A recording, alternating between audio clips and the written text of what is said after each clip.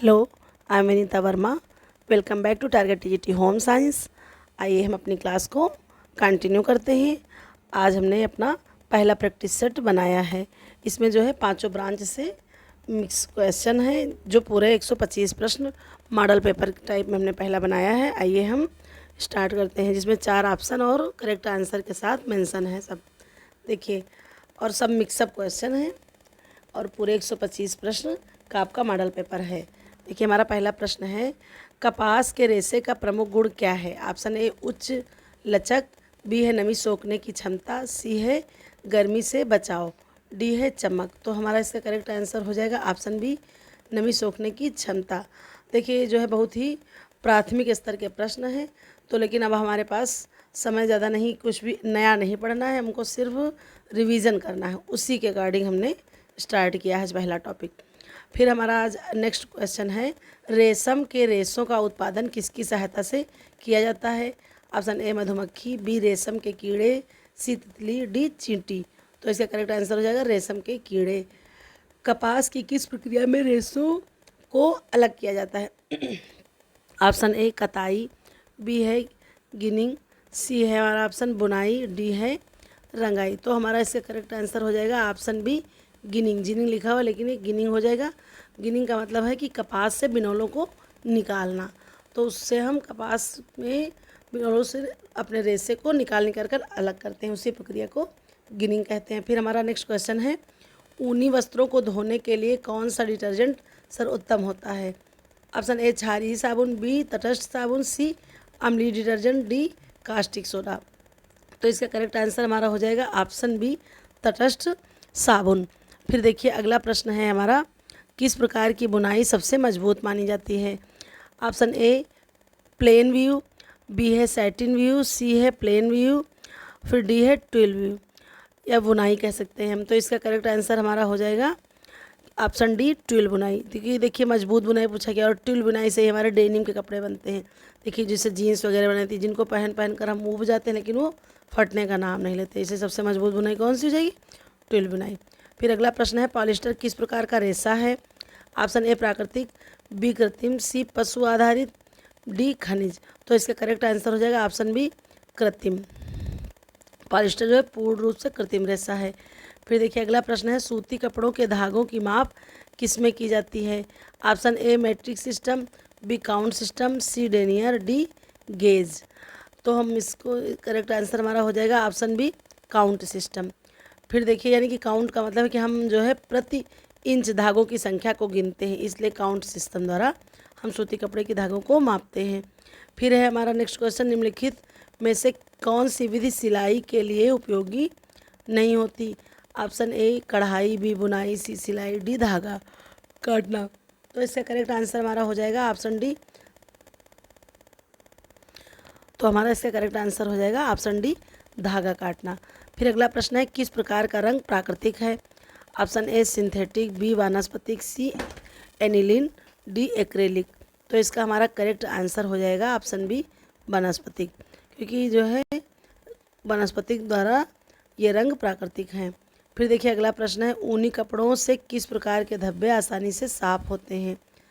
Option A तेल के, B पानी के, सी स्याही के, डी भोजन के। तो करेक्ट आंसर हो जाएगा ऑप्शन बी, पानी के धब्बे।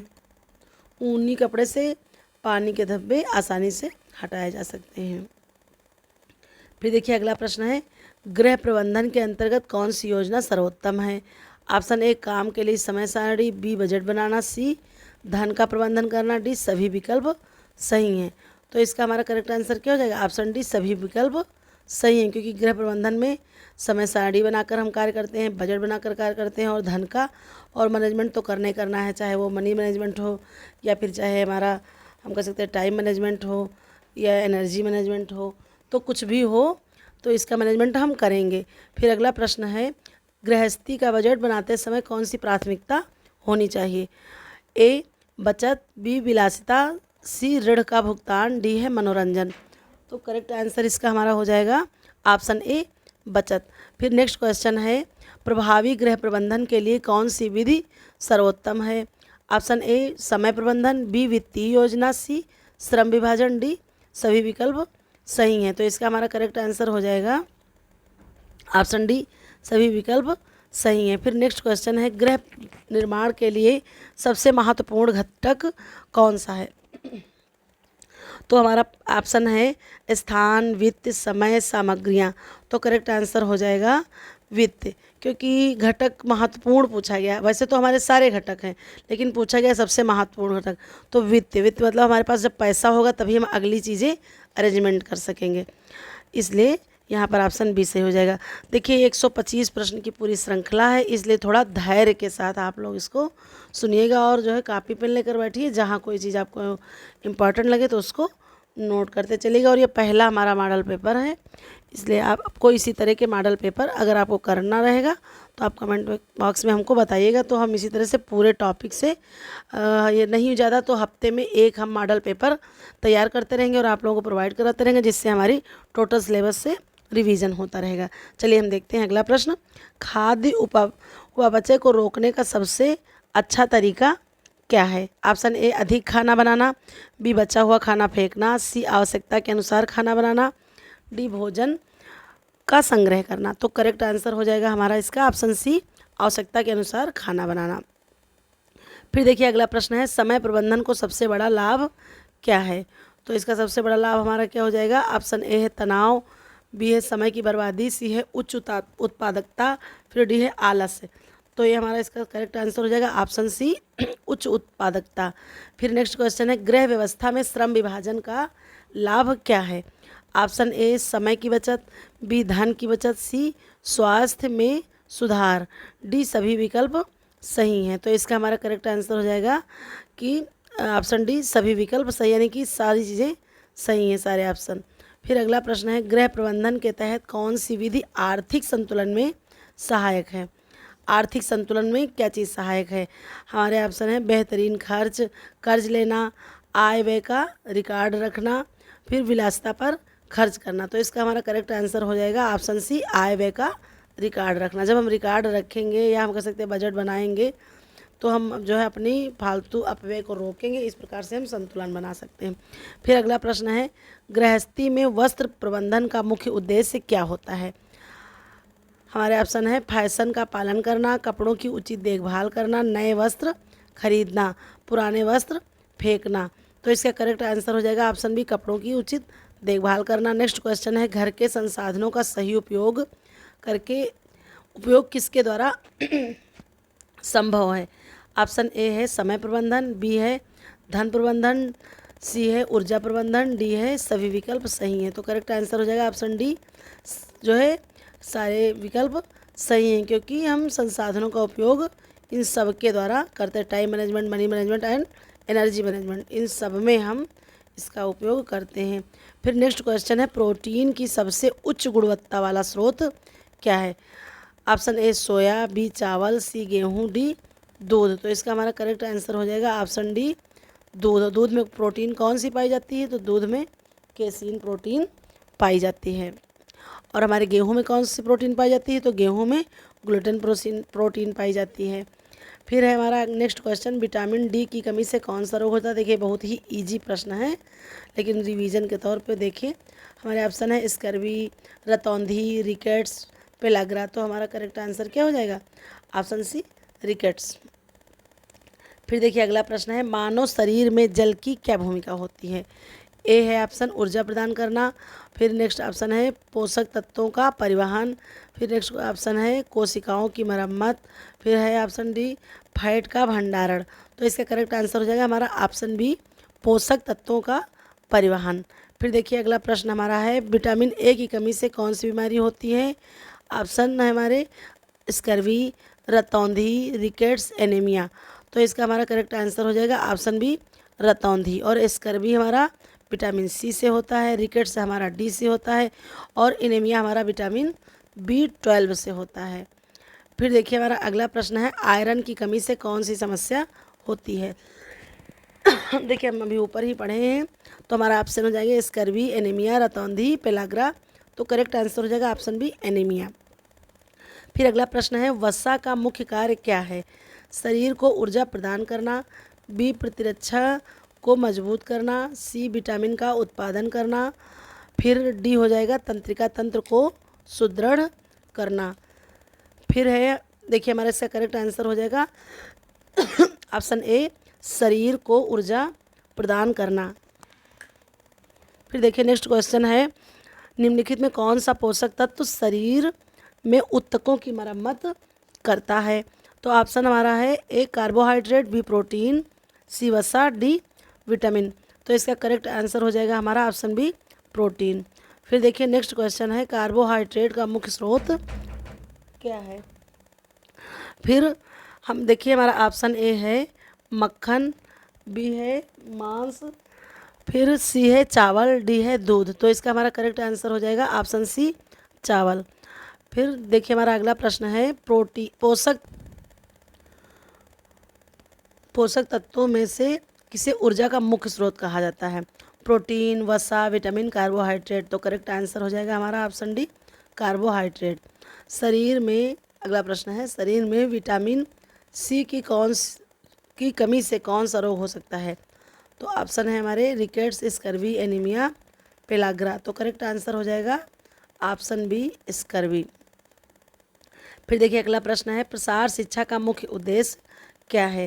हमारे ऑप्शन है ग्रामीण विकास, उद्योगों का विकास, व्यापार का विस्तार और शिक्षा का निजीकरण। तो हमारा इसका करेक्ट आंसर क्या हो जाएगा ग्रामीण का विकास, क्योंकि देखिए प्रसार शिक्षा कहाँ हमारी ग्रामीण विकास से ही रिलेट है, क्योंकि इसका मुख्य उद्देश्य ही है ग्रामीणों के जीवन को में बदलाव लाना, उनके जीवन स्तर को ऊंचा उठाना। इसलिए करेक्ट आंसर हो जाएगा हमारा ग्रामीण विकास।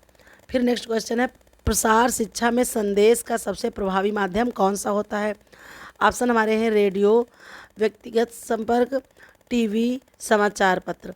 तो देखिए सबसे प्रभावी क्या होगा, तो यहाँ पर कंफ्यूज नहीं होंगे, हमारा ऑप्शन हो जाएगा बी व्यक्तिगत संपर्क। क्योंकि हम किसी चीज़ को या अपनी बात कहना है, मान लीजिए हम रेडियो के माध्यम से सूचना दे रहे हैं, टीवी के माध्यम से, समाचार पत्र के माध्यम से। लेकिन देखिए हमने प्रश्न भी पढ़ा है दहामा के अनुसार देखिए बताया गया है कि देखकर कितने प्रतिशत होती है, सुनकर कितने प्रतिशत होती है, देखकर सुनकर कितने। तो उस हिसाब से अगर हम किसी व्यक्ति से व्यक्तिगत संपर्क करेंगे तो उसके ऊपर हमारी बातों का प्रभाव ज़्यादा पड़ेगा। इसलिए सबसे ज़्यादा प्रभावी माध्यम क्या हो जाएगा व्यक्तिगत संपर्क। फिर देखिए अगला प्रश्न है प्रसार शिक्षा के तहत किस प्रक्रिया का उपयोग किया जाता है।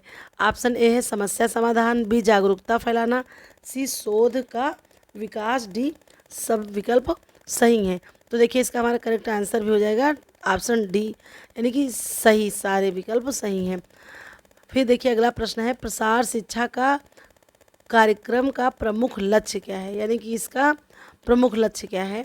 ऑप्शन ए किसानों को नई तकनीक से जोड़ना, बी छात्रों को शिक्षित करना, सी उद्योगों का विस्तार, डी शहरी विकास। तो करेक्ट आंसर ही हो जाएगा ऑप्शन ए किसानों का विकास, या कह सकते हैं किसानों को नई तकनीक से जोड़ना, क्योंकि तभी हम उनके जीवन स्तर को सुधार पाएंगे।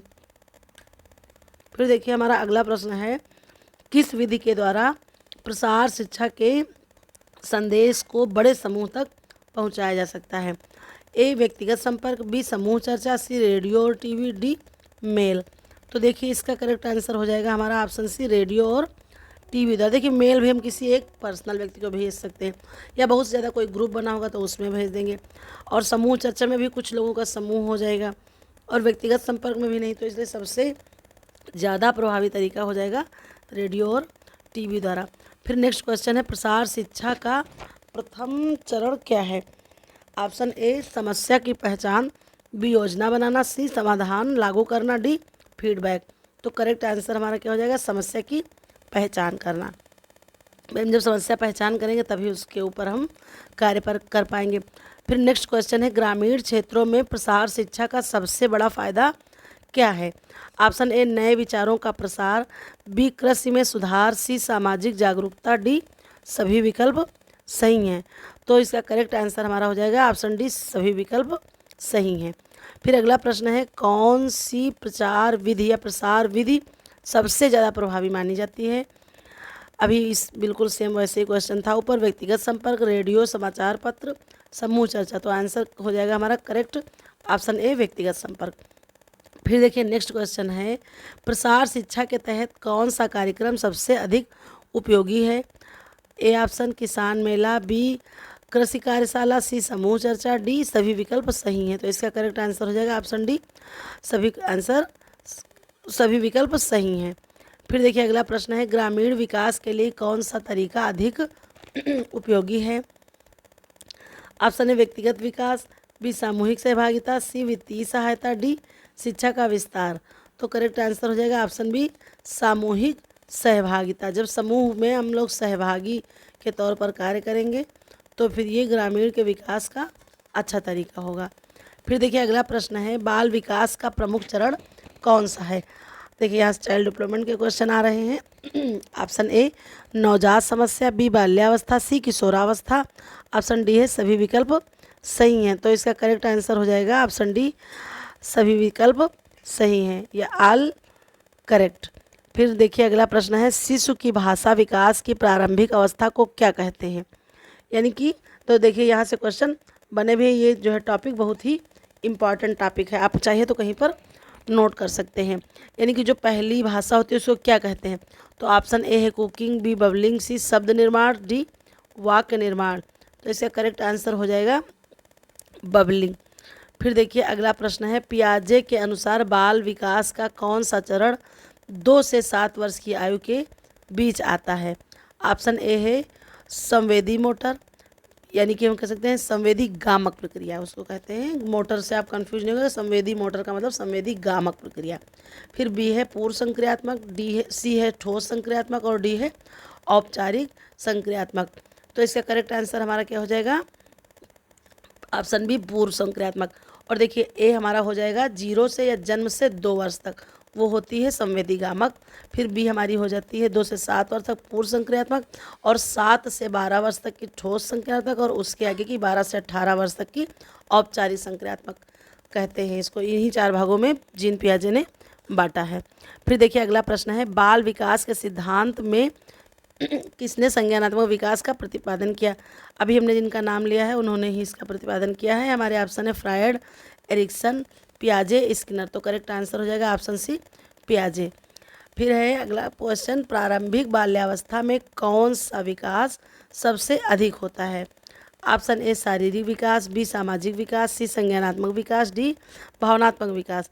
तो करेक्ट आंसर हो जाएगा हमारा शारीरिक विकास, क्योंकि देखिए बच्चा जब छोटा होता है तो सबसे जल्दी वो कहाँ कितने छोटे से जल्दी से बड़ा हो जाता है, तो प्रारंभिक अवस्था में विकास शरीर का सबसे ज़्यादा होता है।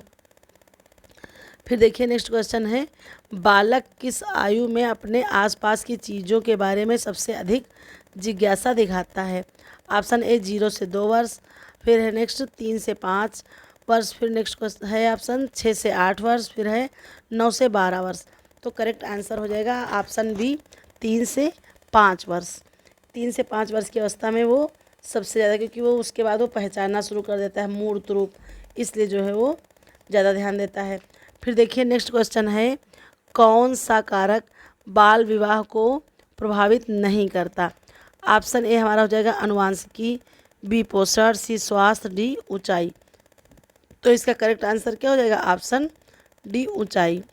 फिर नेक्स्ट क्वेश्चन है, बालक में सामाजिक गुणों का विकास किसके द्वारा होता है? ऑप्शन ए खेल, बी पारिवारिक वातावरण, सी मित्रों का समूह, डी सभी विकल्प सही हैं। तो करेक्ट आंसर हो जाएगा option D, all is correct. फिर देखिए अगला क्वेश्चन है, एरिक्सन के अनुसार 12 से 18 वर्ष की आयु में कौन सा संकट होता है? ये भी क्वेश्चन बहुत ही इंपॉर्टेंट है हमारा। ऑप्शन ए है पहचान बनाम भूमिका भ्रम है, अगला ऑप्शन हमारा स्वायत्ता बनाम लज्जा, फिर सी ऑप्शन है उद्यमिता बनाम अपराध बोध, डी ऑप्शन हो जाएगा उद्योग बनाम हीनता। तो देखिए इसका करेक्ट आंसर हो जाएगा ऑप्शन ए पहचान बनाम भूमिका भ्रम, क्योंकि जो है उनको जो ये होती है 12 से 18 वर्ष ये किशोरावस्था होती है, इसको वीर पूजा काल भी कहते हैं, और इसमें बालक या बच्चा कह सकते हैं वो अपनी पहचान बनाना और अपनी भूमिका बनाना, इन सब चीज़ों के बारे में ज़्यादा सोचता है। फिर नेक्स्ट क्वेश्चन है, फ्रायड के अनुसार बालक के जीवन का कौन सा चरण 6 से 12 वर्ष तक का होता है? करेक्ट आंसर हमारा हो जाएगा इसका ऑप्शन डी गुप्त अवस्था, और ऑप्शन हमारे हैं मौखिक, बी गुदावस्था, सी जननेंद्रिय, डी गुप्त। तो करेक्ट आंसर हो जाएगा गुप्त अवस्था। फिर देखिए अगला प्रश्न है, किसके अनुसार बालक का संज्ञानात्मक विकास 4 चरणों में होता है? ऑप्शन हमारे हैं फ्रायड, पियाजे, कोहलबर्ग, बंडूरा, तो करेक्ट आंसर हो जाएगा पियाजे। अभी हमने ऊपर बताया भी था ये चीज़। फिर नेक्स्ट क्वेश्चन है, शिशु में किस प्रकार का अनुकरण सबसे पहले विकसित होता है? ऑप्शन ए शारीरिक अनुकरण, मौखिक अनुकरण, भावनात्मक अनुकरण, मानसिक अनुकरण। तो करेक्ट आंसर हो जाएगा ऑप्शन ए शारीरिक अनुकरण, क्योंकि जो है कोई अन्य प्रक्रिया हो या ना हो, लेकिन अगर जीवन है तो फिर शरीर में वृद्धि सबसे पहले होना स्टार्ट हो जाती है, इसलिए शारीरिक अनुकरण इसका सही आंसर हो जाएगा। फिर नेक्स्ट क्वेश्चन है, बालकों में नैतिक विकास का सिद्धांत किसने दिया? ऑप्शन ए पियाजे, फिर है ऑप्शन कोहलबर्ग, वाइगोत्स्की, बंडूरा। तो हमारा करेक्ट आंसर हो जाएगा ऑप्शन बी कोहलबर्ग ने ही नैतिक विकास का सिद्धांत को दिया है। नेक्स्ट क्वेश्चन है, निम्नलिखित में से कौन सा कारक बाल विकास को प्रभावित नहीं करता?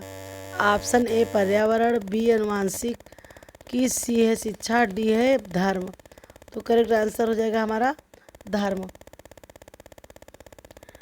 शिशु की किस अवस्था में शारीरिक विकास सबसे तेज होता है?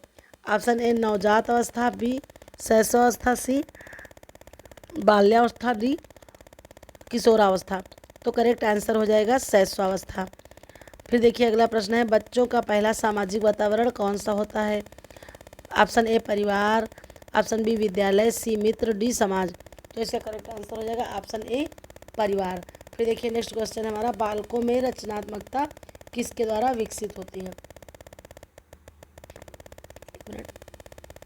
तो इसके हमारे ऑप्शन है खेल, कला, पाठ्यक्रम, और डी ऑप्शन है सही विकल्प सही है। तो हमारा करेक्ट आंसर हो जाएगा ऑप्शन डी सही विकल्प सही है, क्योंकि बालकों को रचनात्मक चीज़ें करके ही वो धीरे धीरे अपना विकास कर लेते हैं। फिर देखिए अगला प्रश्न है, बालक में आत्मसम्मान का विकास किस आयु में होता है? ऑप्शन ए 0 से 2 वर्ष, ऑप्शन बी 3 से 5 वर्ष, ऑप्शन सी 6 से 8 वर्ष, ऑप्शन डी 9 से 12 वर्ष। तो करेक्ट आंसर हो जाएगा ऑप्शन सी 6 से 8 वर्ष। फिर हमारा अगला प्रश्न है, संज्ञानात्मक विकास का प्रमुख उद्देश्य क्या है? भावनाओं का विकास, विचारों का ज्ञान का विकास, सामाजिक कौशल का विकास, शारीरिक विकास। तो करेक्ट आंसर हो जाएगा ऑप्शन बी विचारों और ज्ञान का विकास। नेक्स्ट क्वेश्चन है, शिशु में कौन सा संवेदी अंग सबसे पहले विकसित होता है? ऑप्शन ए दृष्टि, बी श्रवण, सी स्पर्श, डी स्वाद। तो करेक्ट आंसर हो जाएगा ऑप्शन सी स्पर्श, क्योंकि देखिए बच्चा स्पर्श को सबसे पहले महसूस करने लगता है। देखिए वो टॉयलेट करता है, गीला होता है, रोने लगता है, या फिर अगर लिटा दीजिए रोने लगता है, उठा लीजिए आप, चुप करा लीजिए, सीने से लगा लीजिए, तो स्पर्श को वो सबसे पहले महसूस करता है। फिर है नेक्स्ट क्वेश्चन, गृह प्रबंधन में कौन सी विधि आर्थिक योजना का हिस्सा होती है? यहाँ से होम मैनेजमेंट के क्वेश्चन है। ऑप्शन ए हमारा आय व्यय तालिका, नेक्स्ट है कर्ज लेना, फिर है फिजूल खर्ची, और है ऑप्शन डी विलासिता पर खर्च। तो करेक्ट आंसर हो जाएगा आय व्यय की तालिका। ये हमारी जब हम आर्थिक योजना बनाएंगे तो उसका महत्वपूर्ण हिस्सा होगा। और आय व्यय की तालिका को कहते क्या है? बजट। परिवार के भोजन की योजना बनाते समय सबसे पहले ध्यान में क्या आता है? ऑप्शन ए पोषण संतुलन, बी स्वाद, सी उपलब्धता, डी बजट। तो करेक्ट आंसर हो जाएगा ऑप्शन ए पोषण संतुलन। नेक्स्ट क्वेश्चन है, गृह विज्ञान के दौरान वित्त योजना में सबसे महत्वपूर्ण कदम क्या होता है? ऑप्शन ए बैंक से लोन लेना, बी निर्माण सामग्री खरीदना, सी बजट बनाना, डी घर की सजावट करना। तो करेक्ट आंसर हो जाएगा ऑप्शन सी बजट बनाना। फिर देखिए नेक्स्ट क्वेश्चन है, गृह प्रबंधन में समय प्रबंधन का सबसे महत्व क्या है? तो हमारे इसके ऑप्शन है, काम को समय पर पूरा करना, बी है धन की बचत, सी है तनाव कम करना, डी है सभी विकल्प सही हैं। तो करेक्ट आंसर हो जाएगा ऑप्शन डी सही विकल्प सही है। फिर नेक्स्ट क्वेश्चन है, परिवार की आय के आधार पर बजट बनाते समय क्या प्राथमिकता दी जानी चाहिए? ऑप्शन ए है विलासिता, बी है आवश्यकताएं, सी है बचत, डी है मनोरंजन। ऑप्शन बी आवश्यकताएं। फिर हम देखिए अगला प्रश्न, परिवार में संसाधनों का बेहतर उपयोग करके किसके द्वारा किया जा सकता है? तो ऑप्शन ए है समय प्रबंधन वित्तीय प्रबंध, श्रम विभाजन, डी सभी विकल्प सही हैं।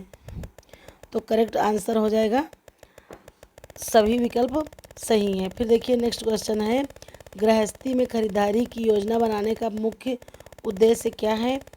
तो ऑप्शन ए है समय की बचत, बी है धन की बचत, सी है काम की सुगमता, डी है सभी विकल्प सही हैं। तो इसका हमारा करेक्ट आंसर हो जाएगा ऑप्शन डी, सही विकल्प सही है। फिर देखिए अगला प्रश्न है, गृह प्रबंधन में कौन सी क्रिया प्राथमिकता होनी चाहिए? ऑप्शन ए सफाई, बी है खाना बनाना, सी है धन का सही उपयोग, डी है मनोरंजन। तो इसका करेक्ट आंसर हो जाएगा हमारा ऑप्शन सी, धन का सही उपयोग। फिर देखिए नेक्स्ट क्वेश्चन है हमारा, गृह निर्माण में कौन सा तत्व सबसे महत्वपूर्ण होता है? तो इसका हमारे ऑप्शन है स्थान, फिर है बजट, फिर है सी सामग्री, डी डिजाइन। तो करेक्ट आंसर हो जाएगा हमारा इसका option B, budget.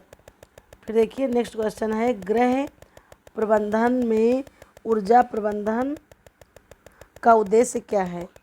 Option A बिजली की खपत कम करना, बी है काम की सुगमता से करना, सी है समय की बचत, डी है सभी विकल्प सही हैं। तो करेक्ट आंसर हो जाएगा हमारा ऑप्शन डी, सभी विकल्प सही हैं। फिर देखिए नेक्स्ट क्वेश्चन है, प्रसार शिक्षा का उद्देश्य क्या है? ऑप्शन ए शिक्षण का विस्तार, फिर है ग्रामीण विकास, सी है शहरी विकास, डी वाणिज्य शिक्षा। करेक्ट आंसर हो जाएगा ग्रामीण विकास। फिर नेक्स्ट क्वेश्चन है, प्रसार शिक्षा का पहला चरण क्या होता है? ऑप्शन ए योजना बनाना, बी समस्या की पहचान, सी समाधान लागू करना, डी प्रतिक्रिया लेना, बी समस्या। तो करेक्ट आंसर हो जाएगा ऑप्शन बी, समस्या की पहचान। ये क्वेश्चन रिपीट हो गया है। फिर नेक्स्ट क्वेश्चन है, प्रसार शिक्षा में संदेश का सबसे प्रभावी माध्यम क्या है? ये भी क्वेश्चन रिपीट हो गया है। ऑप्शन ए, तो इसमें हम देख लेते हैं, हमारा करेक्ट आंसर हो जाएगा व्यक्तिगत संपर्क। फिर देखिए अगला प्रश्न है, किस विधि के द्वारा प्रसार शिक्षा का संदेश सब तक पहुंचाया जाता है? बड़े समूह तक पहुंचाया जाता है। तो है व्यक्तिगत संपर्क, रेडियो, समूह चर्चा, सभी विकल्प सही हैं। तो इसका हो जाएगा करेक्ट जो है आंसर ऑप्शन डी, सभी विकल्प सही हैं। फिर है, प्रसार शिक्षा के कार्यक्रम का प्रमुख लक्ष्य क्या है? कृषि सुधार, शहरी विकास, सामाजिक जागरूकता, सभी विकल्प सही हैं। तो सभी सही है में नहीं जाएंगे, हमारा करेक्ट आंसर हो जाएगा ऑप्शन ए, कृषि कार्य में सुधार। ग्रामीण क्षेत्रों में प्रसार शिक्षा का सबसे बड़ा लाभ क्या है? रोजगार के अवसर, नई तकनीकी का प्रसार, कृषि में सुधार। फिर है ऑप्शन डी, सभी विकल्प सही हैं। तो ये करेक्ट आंसर हो जाएगा ऑप्शन डी, सभी विकल्प सही हैं, क्योंकि प्रसार शिक्षा में रोजगार के अवसर भी मिलते हैं, नई तकनीकियों का प्रसार भी होता है और कृषि में सुधार तो इसका प्रमुख उद्देश्य है। नेक्स्ट क्वेश्चन है, किस प्रकार का कार्यक्रम प्रसार शिक्षा में सबसे प्रभावी होता है? ऑप्शन हमारे हैं किसान मेला, टीवी कार्यक्रम, व्यक्तिगत चर्चा, फिर है कार्यशाला। तो करेक्ट आंसर हो जाएगा किसान मेला, ऑप्शन ए किसान मेला। फिर नेक्स्ट क्वेश्चन है, ग्रामीण विकास के लिए कौन सा तरीका सबसे उपयोगी है? व्यक्तिगत विकास, सामूहिक सहभागिता, वित्तीय सहायता, डी है शैक्षिक कार्यक्रम। तो इसका करेक्ट आंसर हमारा हो जाएगा ऑप्शन बी, सामूहिक सहभागिता। फिर नेक्स्ट क्वेश्चन है, कौन सी प्रसार शिक्षा विधि ग्रामीण समुदायों में सबसे ज़्यादा प्रभावी मानी जाती है? तो इसका करेक्ट आंसर हो जाएगा ऑप्शन डी, व्यक्तिगत संपर्क। व्यक्तिगत संपर्क इसका करेक्ट आंसर हो जाएगा। फिर देखिए नेक्स्ट क्वेश्चन है, प्रसार शिक्षा के तहत किस गतिविधि का आयोजन किसानों की नई तकनीक का प्रसार करने के लिए किया जाता है? ऑप्शन हमारे हैं प्रदर्शनी, संगोष्ठी की, फिर है किसान मेला, डी समूह चर्चा। तो करेक्ट आंसर हो जाएगा ऑप्शन सी, किसान मेला। फिर देखिए नेक्स्ट क्वेश्चन है, कौन सा पोषक तत्व ऊर्जा का मुख्य स्रोत है? प्रोटीन, कार्बोहाइड्रेट, विटामिन, खनिज। तो करेक्ट आंसर हो जाएगा ऑप्शन बी, कार्बोहाइड्रेट। वसा का मुख्य कार्य क्या है? तो हमारे ऑप्शन है ऊर्जा का भंडारण, कोशिकाओं की मरम्मत, एंजाइम का निर्माण, प्रतिरक्षा को सुदृढ़ करना। तो करेक्ट आंसर हो जाएगा ऑप्शन ए, ऊर्जा का भंडारण। फिर देखिए अगला क्वेश्चन है, शरीर में प्रोटीन का मुख्य कार्य क्या है? तो इसका करेक्ट आंसर हो जाएगा ऊतकों की मरम्मत करना। फिर देखिए नेक्स्ट क्वेश्चन है, विटामिन ए की कमी से कौन सा रोग होता है? तो करेक्ट आंसर हो जाएगा रतौंधी। किस पोषक तत्व की कमी से रक्त अल्पता होती है? करेक्ट आंसर हो जाएगा हमारा ऑप्शन ए आयरन। फिर नेक्स्ट क्वेश्चन है शरीर में विटामिन डी का मुख्य स्रोत क्या है? हमारे ऑप्शन है दूध, फिर है नेक्स्ट ऑप्शन धूप, फिर मछली, फिर फल। तो विटामिन डी का मुख्य स्रोत क्या हो जाएगा? मुख्य स्रोत हमारा है धूप। करेक्ट आंसर हो जाएगा ऑप्शन बी धूप। हड्डियों और दांतों को मजबूत बनाने के लिए किस विधि की आवश्यकता होती है? तो करेक्ट आंसर हो जाएगा हमारा ऑप्शन ए कैल्शियम। फिर देखिए नेक्स्ट क्वेश्चन है शरीर में जल की कितनी प्रतिशत मात्रा होती है? हमारे ऑप्शन है 50%, 60%, 70%, 80%। तो करेक्ट आंसर हो जाएगा ऑप्शन सी 70%। फिर देखिए अगला क्वेश्चन है किस पोषक तत्व की कमी से स्कर्वी रोग होता है? तो इसमें भी हमारा करेक्ट आंसर हो जाएगा ऑप्शन सी विटामिन सी। फिर देखिए नेक्स्ट क्वेश्चन है शरीर में कौन सा विटामिन रक्त का थक्का बनाने में सहायक होता है? ऑप्शन हमारे हैं vitamin A, vitamin B, vitamin K, vitamin D. तो करेक्ट आंसर हो जाएगा विटामिन के। विटामिन के ही रक्त का थक्का बनने में मदद करता है। और ए से रतौंधी, बी से एनीमिया और डी से रिक्टस या ऑस्ट्रोमलेशिया होता है। ये तो आप लोग जानते ही हैं। फिर देखिए नेक्स्ट क्वेश्चन है पोषण संतुलन में मुख्यतः कौन सा तत्व शामिल होता है? ऑप्शन ए प्रोटीन, वसा, कार्बोहाइड्रेट, बी है खनिज, जल, विटामिन, सी है सभी विकल्प सही हैं। ऑप्शन डी केवल प्रोटीन। तो करेक्ट आंसर हो जाएगा सभी विकल्प सही हैं। फिर देखिए अगला प्रश्न है पौधों से प्राप्त प्रोटीन का सबसे अच्छा स्रोत क्या है? ऑप्शन ए मक्का, चावल, सोयाबीन, आलू। तो करेक्ट आंसर हो जाएगा ऑप्शन सी सोयाबीन।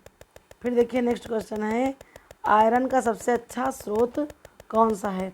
हमारे ऑप्शन है सेब, दूध, पालक, आलू। तो करेक्ट आंसर हो जाएगा ऑप्शन सी पालक। फिर देखिए नेक्स्ट क्वेश्चन है शरीर में ऊर्जा प्राप्त करने के लिए सबसे पहले किस पोषक तत्व का उपयोग होता है? हमारे ऑप्शन है प्रोटीन, कार्बोहाइड्रेट, वसा, विटामिन। तो ऊर्जा प्राप्त करने का मुख्य है हमारा ऑप्शन बी कार्बोहाइड्रेट। प्रोटीन किसके निर्माण में सहायक है? तो एंजाइम, हार्मोन, मांसपेशियां सभी विकल्प सही हैं। तो करेक्ट आंसर हो जाएगा ऑप्शन डी सभी विकल्प सही हैं। फिर अगला क्वेश्चन है हम देखते हैं पौधे में पत्तियों का मुख्य कार्य क्या होता है? ऑप्शन ए भोजन निर्माण, ऑप्शन बी जल संरक्षण, फिर ऑप्शन सी हवा का प्रवाह, फिर डी ऑप्शन फूलों का उत्पादन।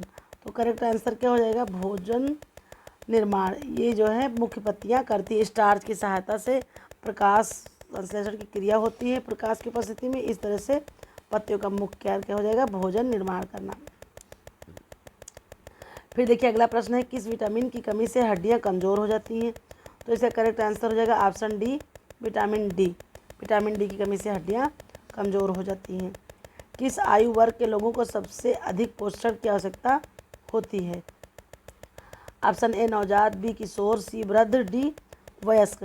तो करेक्ट आंसर हो जाएगा ऑप्शन बी किशोर, क्योंकि किशोरावस्था में हम पूरे चरम पर होते हैं। हमारे शरीर की लंबाई, चौड़ाई, वजन और मानसिक भावनात्मक सब चीज़ें होती हैं। तो इसलिए हमारे किशोरावस्था में सबसे अधिक पोषण की आवश्यकता होती है। शरीर में प्रोटीन की अत्यधिक कमी से कौन सा रोग होता है? Option A rickets, B pellagra, C kwashiorkor, D scurvy. तो करेक्ट आंसर हो जाएगा ऑप्शन सी क्वाशियोरकर। फिर देखते हैं नेक्स्ट क्वेश्चन बालकों में कैल्शियम की कमी से कौन सा रोग होता है? Pellagra, scurvy, anaemia, rickets. तो करेक्ट आंसर हो जाएगा ऑप्शन डी रिकेट्स। और पेलाग्रा, स्कर्वी, एनीमिया ये सारे हमारे ऑप्शन गलत हो जाएंगे। फिर इसके बाद देखते हैं नेक्स्ट क्वेश्चन कौन सा तत्व शरीर में हीमोग्लोबिन के निर्माण के लिए आवश्यक है? तो करेक्ट आंसर हो जाएगा ऑप्शन बी आयरन। फिर नेक्स्ट क्वेश्चन है पोषण संतुलन के लिए प्रतिदिन कितने प्रतिशत ये इंपॉर्टेंट क्वेश्चन है कार्बोहाइड्रेट की आवश्यकता होती है? ऑप्शन ए 10 से 15, बी है 20 से 30, सी है 40 से 60, डी है 70 से 80। तो करेक्ट आंसर हो जाएगा ऑप्शन सी 40 से 60%। ये क्योंकि हमारे भोजन में 40 से 60% तक का कार्बोहाइड्रेट मौजूद रहता है। कहीं कहीं आपको 50 से 60 भी मिल जाएगा। फिर देखिए नेक्स्ट क्वेश्चन भोजन को अधिक समय तक सुरक्षित रखने के लिए कौन सी विधि सबसे उपयुक्त है? सर्दीकरण, धूप में सुखाना, डिब्बाबंदी, सभी विकल्प सही हैं। तो करेक्ट आंसर हो जाएगा सभी विकल्प सही हैं। कौन सा खाद्य पदार्थ ऊर्जा का तुरंत स्रोत होता है? चावल, फल, शहद, दूध। तो करेक्ट आंसर हो जाएगा ऑप्शन सी शहद। ये हमें करंट एनर्जी देता है। फिर देखिए अगला क्वेश्चन है, शरीर में प्रतिरक्षा तंत्र को मजबूत करने के लिए कौन सा पोषक तत्व आवश्यक है? Vitamin A, vitamin C, vitamin D, vitamin E. तो करेक्ट आंसर है हमारा करेक्ट आंसर हो जाएगा हमारा ऑप्शन बी विटामिन सी। फिर देखिए अगला प्रश्न है, बच्चों में मानसिक विकास के लिए सबसे महत्वपूर्ण कौन सा पोषक तत्व है? जो हमारा मानसिक विकास होता है, माइंड का डेवलपमेंट, तो हमारा ऑप्शन हमारे हैं vitamin D, protein, iodine, vitamin A. तो इसका करेक्ट आंसर हो जाएगा हमारा आयोडीन। या आयोडीन हमारे थायराइड ग्रंथ में थायरॉक्सिन नामक हार्मोन निकलता है थायराइड ग्रंथ से। थायरॉक्सिन नामक उसी से जो है हमारी ये नर्वस सिस्टम संतुलित होता है, और ये आयोडीन से प्राप्त होता है हमको, आयोडीन जो हमारा मिनरल्स है। और ये इसकी आवश्यकता शरीर में बहुत ही कम हमको डोज चाहिए, लेकिन इम्पॉर्टेंट बहुत है, क्योंकि इसकी कमी से ही गर्भावस्था में यदि जो है गर्भावस्था में महिलाओं को हो गया तो बच्चे का मानसिक विकास रुक जाता है, और जो है बच्चे कभी कभी नाट्य और बौनेपन का भी शिकार हो जाते हैं। और प्रमुख रोग ये है कि ये घेंघा रोग हो जाता है इसी कमी से। तो इसलिए आयोडीन डिफिशेंसी बहुत ही खतरनाक होती है। फिर नेक्स्ट क्वेश्चन है, पोषण की दृष्टिकोण से सबसे अच्छा आहार कौन सा होता है? हमारे ऑप्शन है मांसाहार, शाकाहार, मिश्रित आहार, तरल आहार। तो करेक्ट आंसर हमारा हो जाएगा ऑप्शन सी मिश्रित आहार। फिर नेक्स्ट हमारा क्वेश्चन है, किस विटामिन की कमी से बच्चों में रिकटेस होता है? हमारे ऑप्शन है vitamin A, vitamin C, vitamin D, vitamin E. तो करेक्ट आंसर हो जाएगा ऑप्शन सी विटामिन डी। फिर नेक्स्ट क्वेश्चन है, वसा में घुलनशील विटामिन कौन से होते हैं? हमारे ऑप्शन है विटामिन ए, डी, ई, के। नेक्स्ट ऑप्शन है बी, सी। फिर नेक्स्ट ऑप्शन है विटामिन ए, बी, डी। फिर नेक्स्ट ऑप्शन है विटामिन सी और डी। तो करेक्ट आंसर हो जाएगा हमारा ऑप्शन ए, डी, ई, के। देखिए इसकी ट्रिक भी है कि हमारे एडक से हम जोड़ लेंगे ए, डी, ई, के। ये और एक और भी है, गई भैंस पानी में। तो जब भैंस में बी और सी, सा वैसे तो एस होगा, लेकिन गई भैंस पानी में, तो भैंस से आप जोड़ लेंगे बी और सी। बी और सी पानी में घुलते हैं और बाकी सारे फैट सोल्यूबल हैं, फैट में घुलते हैं। तो गई भैंस पानी में, याद रखिएगा आप लोग। फिर इस तरह से देखिए अगला प्रश्न है, प्रोटीन की दैनिक आवश्यकता किस पर निर्भर करती है? और वैसे भी प्रोटीन के बारे में और विटामिन के बारे में अगर आपको पढ़ना है तो हमारी आप पिछली वीडियो में स्टार्टिंग में हमने बनाए हैं, अलग अलग प्रोटीन का, वसा का, सारे विटामिन का हमने वर्गीकरण अलग अलग किया है। वहाँ से जाकर रिवीजन अपना अच्छी तरीके से कर सकते हैं। फिर नेक्स्ट क्वेश्चन है, प्रोटीन की दैनिक आवश्यकता किस पर निर्भर करती है? आयु और लिंग, शारीरिक गतिविधि, स्वास्थ्य स्थिति। डी ऑप्शन है सभी विकल्प सही हैं। तो करेक्ट आंसर हो जाएगा सभी जो है विकल्प सही हैं। फिर नेक्स्ट क्वेश्चन है, आहार में आयरन की कमी से कौन सा रोग होता है? तो इसका करेक्ट आंसर हो जाएगा एनीमिया। फिर नेक्स्ट क्वेश्चन है, प्रोटीन की कमी से किस रोग का खतरा बढ़ जाता है? ऑप्शन हमारे हैं स्कर्वी, पेलाग्रा, क्वाशियोरकर, रिकेट्स। तो इसका करेक्ट आंसर हो जाएगा ऑप्शन सी क्वाशियोरकर। फिर देखते हैं, पोषण में संपूर्ण भोजन किसे माना जाता है? तो हम वैसे तो दूध कह सकते हैं, लेकिन हम अपने आंसर अपनी ऑप्शन के अकॉर्डिंग देंगे। तो हमारे ऑप्शन में दूध तो कहीं है नहीं। तो दाल में भी देखिए बहुत से प्रोटीन पाए जाते हैं, बहुत से नहीं पाए जाते हैं। जैसे मिथियोनिन ही दाल में नहीं पाया जाता है, दाल में और चावल में मिथियोनिन नहीं पाया जाता है।